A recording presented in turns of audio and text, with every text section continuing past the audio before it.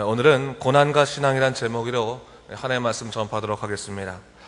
오늘 본문까지 대만 사람 엘리바스의 그 변론이 나오는데, 이미 우리가 공부한 것처럼 엘리바스가 가지고 있는 세계관은 인과응보적인 그런 세계관이었습니다. 일명 시문대로 거둔다, 그런 겁니다. 그러기에 엘리바스가 보기에 이 욥의 고난은 그의 죄로부터 왔다고 그는 확신했던 것입니다. 사실 엘리바스의 변론은 그 자체만 살펴본다면 일반적인 사람들은 그 논리를 반박하기 좀 힘듭니다.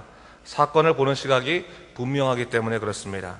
그러나 욥기 후반부에 분명히 나오지만 하나님께서는 그의 이러한 생각이 잘못되었다, 네가 너무나 이 욥에 대한 나의 뜻을 알지 못했다라고 그렇게 말씀해주고 계신 것을 볼 수 있습니다. 그렇기 때문에 그의 생각들이 문제가 있었음을 우리가 알 수 있는 것이죠. 자, 우리가 우선적으로 오늘 본문에 들어가기 전에 그동안 욥에 대해서 변론했던 엘리바스의 문제를 크게 두 가지로 살펴볼 수가 있습니다.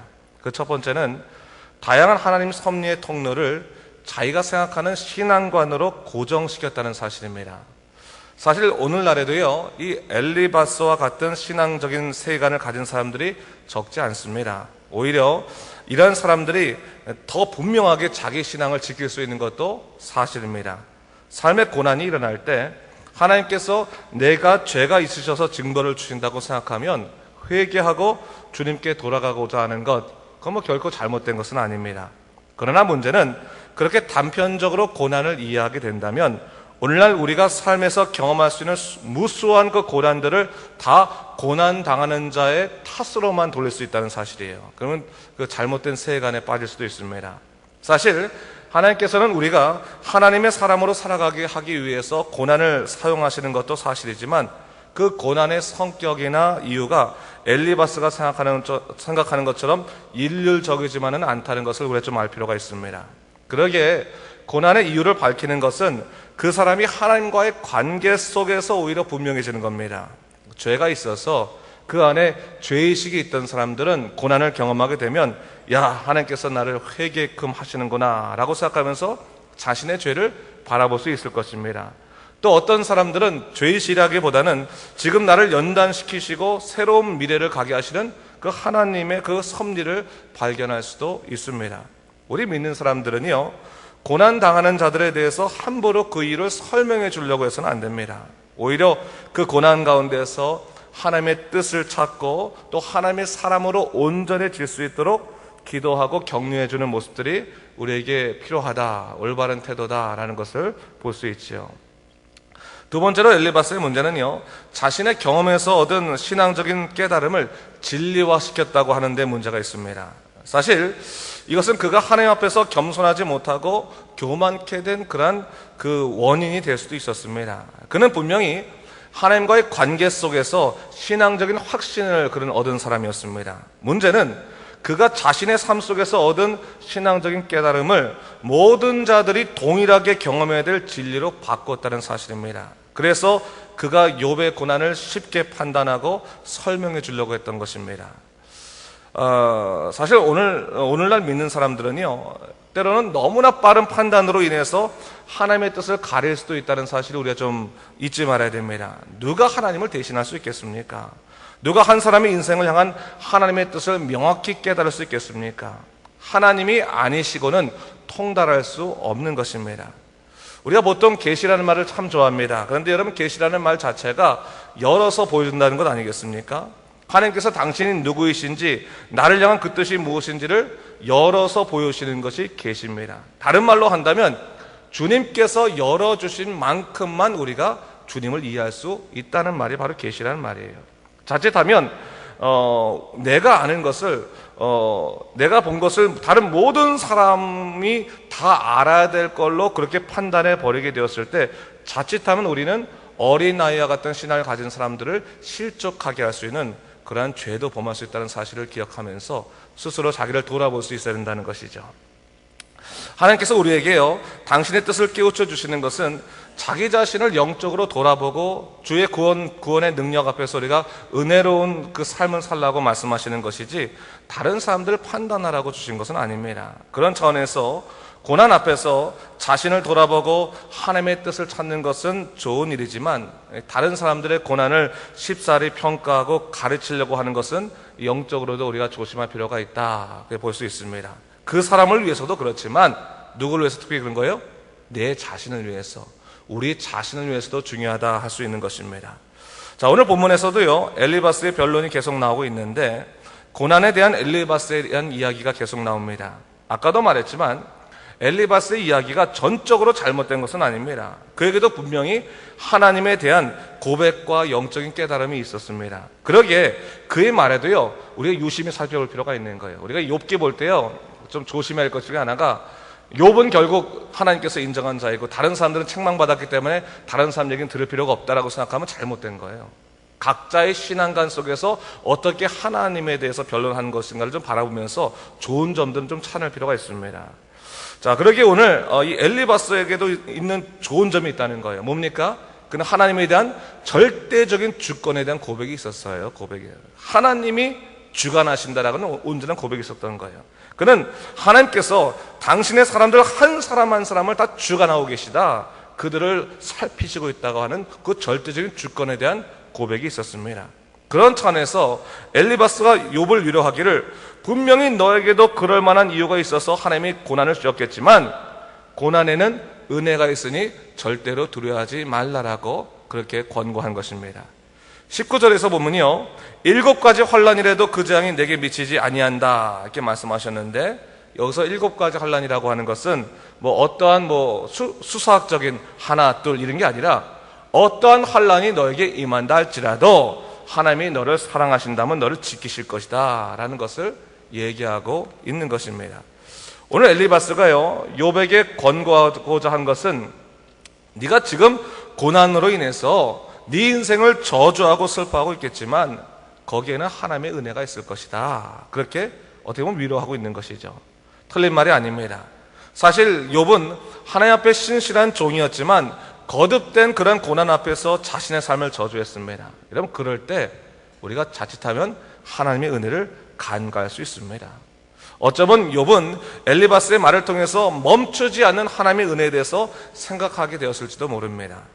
여러분, 우리가 고난을 경험할 때요, 무심하게 괴로움만 참으면서 보낼 수도 있어요. 그런데 그렇게 되다 보면 고난의 시간은 그저 내가 기억하기 싫은 괴로움의 시간으로 그렇게 끝나버릴 수도 있습니다.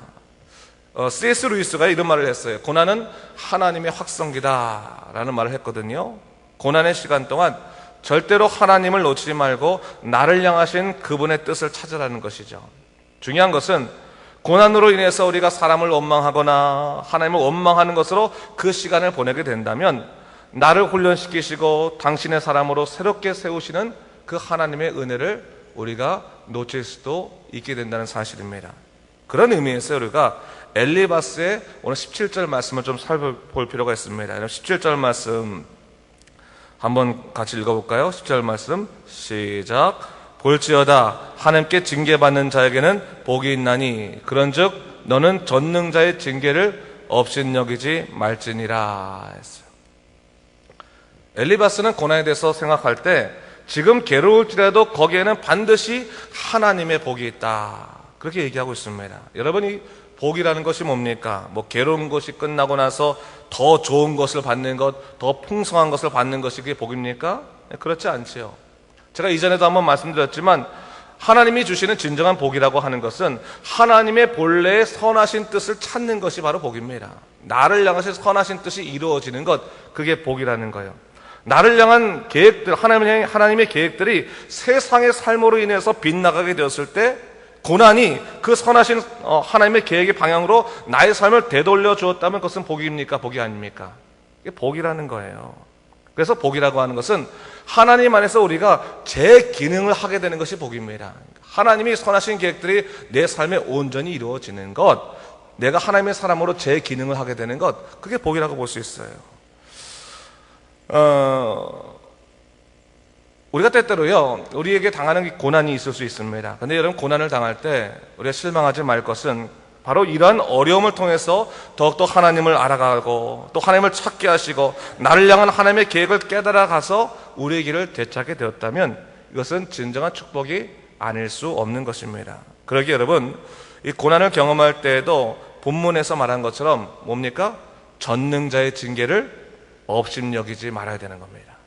그러니까 그냥 고난, 이 슬픈 일, 괴로운 일, 힘든 일, 짜증나는 일, 그것이 아니라 하나님의 나를 향한 다스리심을 잊지 않고 하나님이 모든 것을 주관하시기 때문에 고난 가운데서도 우리를 돌보시고 가르치신다라는 사실을 잊지 않게 된다면 영적으로 우리가 훨씬 더 성숙할 수 있게 되는 것입니다. 그러면서 오늘 본문에 동시에 우리가 살펴볼 수 있는 것은 엘리바스가 이렇게 좋은 얘기를 하고 있음에도 불구하고 그에게는 영적인 실수가 분명히 있었다는 사실입니다. 그건 뭡니까? 아까 말했지만 이 자기의 경험을 진리화시켰다는 데 문제가 있는 거죠. 사실 욥기는요, 신학적인 책이라고 볼 수 있습니다. 사실 쉽지는 않은 책입니다. 하나님의 절대 주권이라는 천에서 신앙인들의 논쟁을 다루는 것이 바로 이 욥기라는 책입니다. 그러기에 누가 맞고 누가 틀리다는 것을 명확하게 구분짓기가 사실 힘들 때도 있습니다.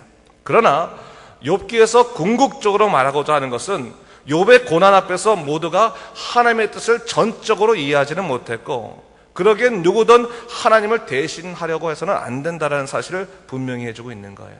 특별히 뭡니까? 고난당하는 자 앞에서는 더욱더 그렇게 하라는 것입니다. 사실 앞에서 이 엘리바스의 그 변론은요, 오늘 본문하고 좀 다르죠. 오늘 본문의 말씀은 좀 위로되는 말도 있지만 앞에 본문은 좀 욥에게는 잔인한 상처가 될 만한 말들을 좀 했습니다. 근데 여러분, 그렇게 말할 수 있었던 것은 엘리바스가 확신이 있었던 거예요. 자신의 경험 속에서 확신이 있었기 때문에 이 확신, 자기의 경험은 진리라고 생각하는 것들을 분명히 그가 믿고 있었습니다. 그래서 그가 욥에게 그렇게 말할 수 있었던 것이죠. 여러분 27절 말씀을 제가 한번 읽어볼 텐데 볼까요? 27절 말씀 보세요. 여러분 제가 한번 읽어보겠습니다. 볼지어다 우리가 연구한 바가 이와 같으니 너는 들어보라. 그러면 내가 알리라 했어요. 이 본문 말씀을 다른 성경에서 번역을 좀 찾아보면 특히 영어 성경 NIV 성경을 보면 이렇게 표현되어 있습니다. 우리가 이것을 연구했으니 이것은 진리라. 그러기에 이를 잘 듣고 너 자신에게 적용하라. 이런 말씀이에요. 오늘 엘리바스는요, 자기 생각에 대한 확신에 차 있었어요. 그래서 처음엔 욥을 위로하려고 왔는데 그의 의도와 달리 어느 순간에 그를 평가하고 그를 가르치고 있었던 것입니다. 여러분, 고난 당하는 자 앞에서요, 자신의 생각이나 신앙적인 경험을 무조건 진리라고 생각하면서 평가하고 가르치려고 해서는 안 됩니다. 여러분, 조심할 필요가 있어요. 여러분, 저는 좀 그런 생각을 해봅니다. 맨 처음에 그가 욥을 위로하려고 오던 사람 아니었습니까? 처음의 의도처럼 끝까지 위로하는 사람으로 그의 곁에서 그를 기도하고 그를 격려하는 사람으로 남았으면 얼마나 좋을까, 그런 생각을 좀 해보기도 합니다. 여러분, 오늘날 우리가 이 엘리바스의 변론을 좀 생각할 필요가 있습니다. 앞으로도 욥기가 쭉 계속될 텐데, 여러분, 우리가 살아가면서 우리 신앙에 있어서 하나님의 절대 주권을 믿고 살아가는 것 중요하고, 때로는 삶에 있어서 고난이 임할 때도 있고 또 다른 사람의 고난을 바라볼 때도 있습니다. 그럴 때 여러분, 항상 우리 자신을 돌아보면서 하나님 안에서 여러분 뜻을 찾으십시오.